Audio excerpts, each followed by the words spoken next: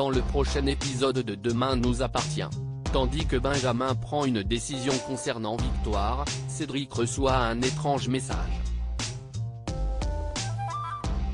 Sophie utilise quant à elle Nordine pour trouver de nouveaux clients.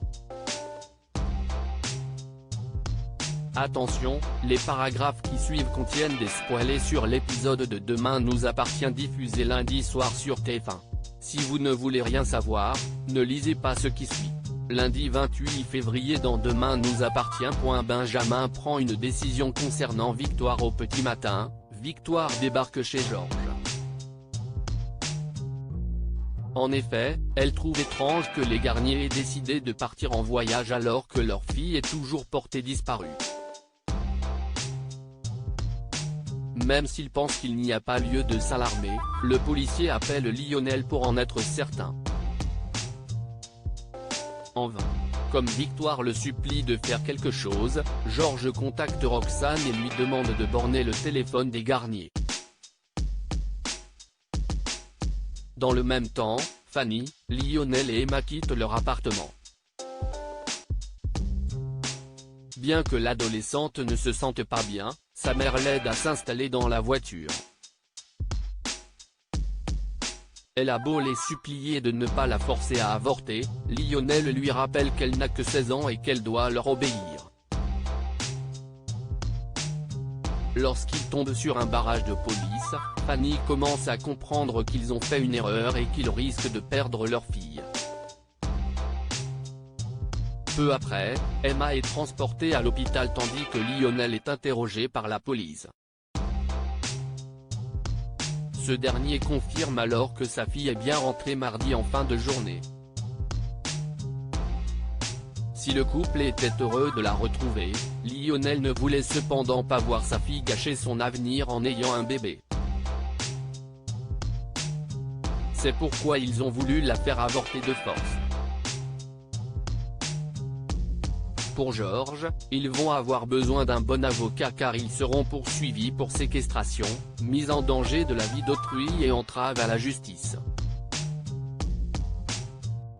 De son côté, Emma a perdu son bébé.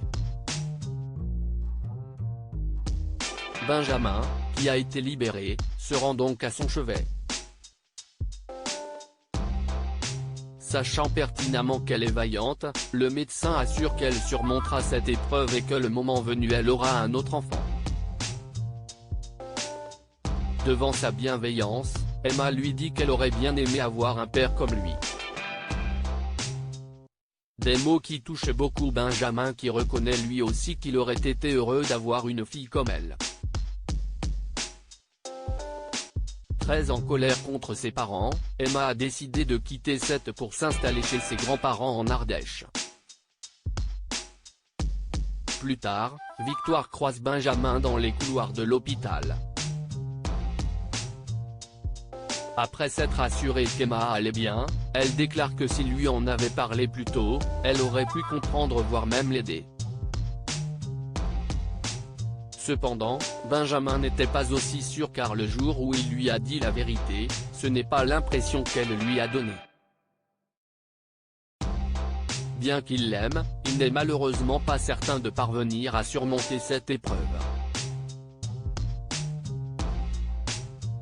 Victoire le supplie de laisser une seconde chance à leur couple mais Benjamin, qui sait qu'ils ne pourront jamais réparer ce qui s'est cassé, se dit désolé puis s'en va. Cédric reçoit un étrange messager à la coloc, Gabriel a entendu Nour pleurer toute la nuit et se rend donc dans sa chambre pour prendre de ses nouvelles au petit matin. Au plus mal, elle lui confirme que son histoire d'amour est terminée. Gabriel lui apporte alors son soutien et la prend dans ses bras pour la réconforter. À l'hôpital, Nour annonce ensuite à Marianne qu'elle arrête son stage. Le docteur Delcourt voudrait comprendre pourquoi elle fait ce choix mais la jeune femme ne veut pas lui en dire davantage. N'ayant aucune envie de la voir partir, Marianne convoque Cédric pour tirer cette histoire au clair. Toutefois, l'infirmier prétend qu'il ne sait pas ce qui a poussé sa stagiaire à démissionner. Sans attendre, Cédric rejoint Nord pour la convaincre de ne pas gâcher son avenir à cause de lui, mais elle lance que sans lui, elle n'a plus envie de rien. Cédric s'en veut d'avoir été égoïste et de ne pas avoir pensé aux conséquences de ses actes. Tandis que Nord aimerait qu'il continue de se voir comme avant, Cédric campe sur ses positions, précisant qu'elle mérite mieux que des moments volés. Au moment où ils repartent dans des directions opposées, Nord et Cédric rebroussent chemin pour s'embrasser fougueusement. Après qu'elle l'a prié de donner une chance à leur histoire, il accepte. Le soir venu, Cédric passe du temps en famille quand il reçoit sur son téléphone une photo de lui et de Nord en train de s'embrasser plus tôt dans la journée avec le message « Tu vas payer ». Sophie utilise Nordine pour trouver de nouveaux clients dans le rouge financièrement. Sophie n'a pas pu régler le loyer et les frais généraux à Raphaël. Elle envoie donc un message à Nordine pour l'inviter à déjeuner. De son côté, Martin propose à son fils de déjeuner avec lui. Malheureusement, il décline en expliquant qu'il a un rendez-vous avec Sophie. Certain que l'avocate se sert de lui pour dénicher de nouveaux clients, le commandant Constant le met en garde.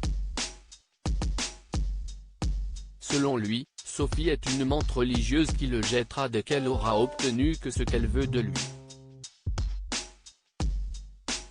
Cependant, Nordine refuse de le croire et décide de prendre le risque. Par la suite, il rejoint Sophie au Spoon. Lorsqu'il lui parle de la déposition d'une femme relative à une affaire de violence conjugale, l'avocate se montre très intéressée. Sans se rendre compte, le policier lui apprend aussi que la victime est à l'hôpital et qu'elle devrait sortir le lendemain.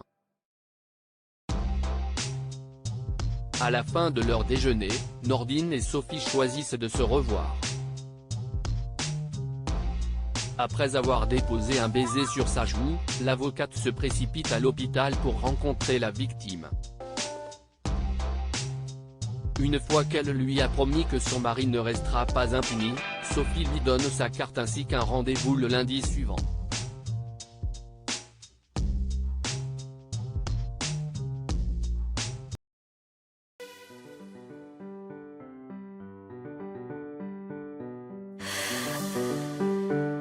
The